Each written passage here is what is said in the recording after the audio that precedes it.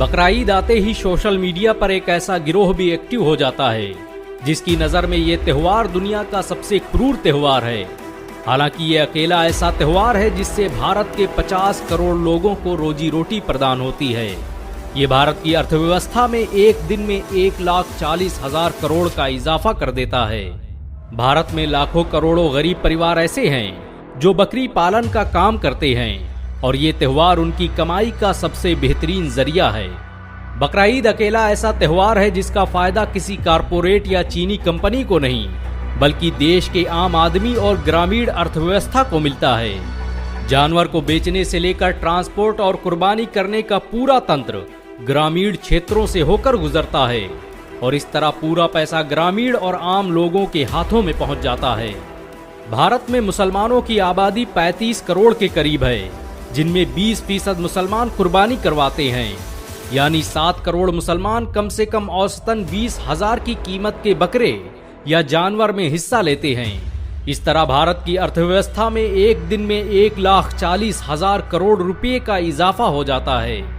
बकरा ईद भारत की ग्रामीण इकोनॉमी को एक ही दिन में आसमान में पहुंचा देती है। कस्बों और देहातों के हिंदू परिवार जो बकरी पालन इत्यादि का काम करते हैं, उन्हें बकरा ईद में इतनी पर्याप्त धनराशि मिल जाती है कि उनके साल भर का खर्च निकल जाता है। ये त्यौहार 70 लाख परिवारों को रोजगार प्रदान करता है। दुनिया के बड़े बड़े वैज्ञानिक आज बकरा ईद के आर्थिक फायदों पर शोध कर रहे हैं। अर्थशास्त्रियों के मुताबिक बकरा ईद के त्यौहार पर पूरी दुनिया में मुसलमान 3 ट्रिलियन से अधिक की धनराशि मवेशियों इत्यादि को खरीदने में खर्च कर देते हैं। ये आंकड़ा भारत की कुल जीडीपी से अधिक है। बकरा ईद का त्यौहार भारत में ही 35 करोड़ लोगों को मुफ्त भोजन की सहूलियत मुहैया करा देता है। ये त्यौहार प्रत्यक्ष और अप्रत्यक्ष रूप से करोड़ों लोगों के रोजगार का जरिया भी है। भेड़ बकरी और बड़े जानवरों को पालने का काम देश का सबसे गरीब तबका और गांव में रहने वाले हर वर्ग के लोग करते हैं। इसमें बड़ी तादाद गरीब हिंदुओं की है। गांव में गरीबों के लिए भेड़ बकरियां किसी एटीएम मशीन की तरह होती हैं, जिन्हें वो जरूरत के समय बेचकर पैसा कमा सकते हैं। बकरा ईद के माध्यम से आज करोड़ों गरीब परिवार के बच्चे शिक्षा के साथ अपनी 2 वक्त की रोटी प्राप्त कर रहे हैं। भारत में भेड़ बकरी पालन का बाजार कितना बड़ा है उसका अंदाजा इसी बात से लगाया जा सकता है कि हर साल भारत बकरा ईद के समय बांग्लादेश को 50 लाख जानवर सप्लाई करता है। बकरा ईद के समय भारत में सबसे ज्यादा मसालों की बिक्री होती है। फाइनेंशियल एक्सप्रेस ढाका की रिपोर्ट की माने तो सिर्फ बांग्लादेश में बकरा ईद के समय मसालों, फ्रिज और इलेक्ट्रॉनिक सामानों से 100 बिलियन की कमाई होती है। अब अंदाजा लगा सकते हैं कि भारत में इसका कितना बड़ा बाजार हो सकता है, क्योंकि भारत में मुसलमानों की आबादी बांग्लादेश की आबादी से 2 गुना ज्यादा है। ईद उल अजहा यानी बकरा ईद के त्यौहार में बड़े पैमाने पर चमड़े का उत्पादन होता है, जिससे बड़ी बड़ी फैक्ट्रियों को आसानी से कच्चा माल प्राप्त हो जाता है।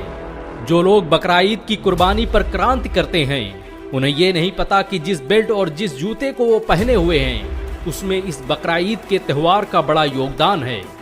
ये त्यौहार हर क्षेत्र और हर वर्ग को नौकरियों के मौके प्रदान करता है।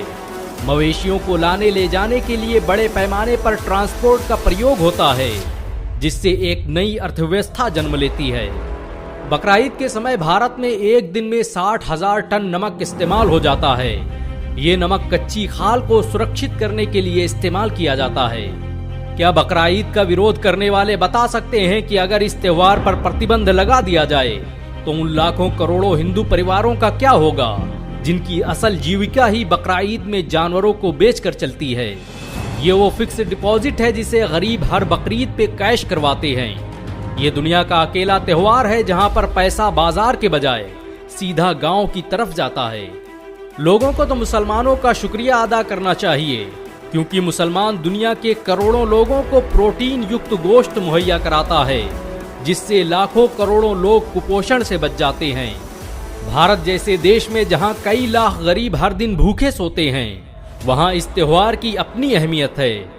बकरा ईद के त्यौहार का प्रभाव कितना बड़ा हो सकता है उसका अंदाजा इस बात से लगाया जा सकता है कि सऊदी अरब की सरकार ने तो बकरा ईद के गोश्त को लंबे समय तक सुरक्षित करने के लिए बड़े बड़े फ्रीजर प्लांट लगाए हैं, ताकि बाकी बचे गोश्त को फेंकने के बजाय उन देशों में भेजा जा सके जहां भुखमरी और गरीबी के हालात हैं। इस योजना के तहत हर साल बकरीद के मौके पर 24 देशों में कुर्बानी का बचा हुआ गोश्त भेजा जाता है। जो लोग भारत में कुर्बानी और बकरीद के त्योहार का विरोध करते हैं, उनसे पूछना चाहिए कि भारत पिछले 10 सालों में दुनिया का नंबर 1 बीफ निर्यातक देश कैसे बन गया।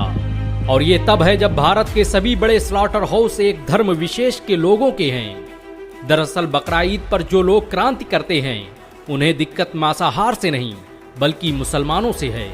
इसलिए निश्चिंत रहें और जब भी कोई कुर्बानी या ईद उल अजहा पर बहस करता दिखे तो गोश्त का मजा लेते हुए उसे ये वीडियो जरूर फॉरवर्ड करें। अगर एक मुसलमान होने के नाते आपको गर्व महसूस हुआ हो तो इस वीडियो को लाइक और शेयर जरूर करें। ऐसी और वीडियो को देखने के लिए हमारे चैनल को सब्सक्राइब करें, घंटा जरूर दबाएं।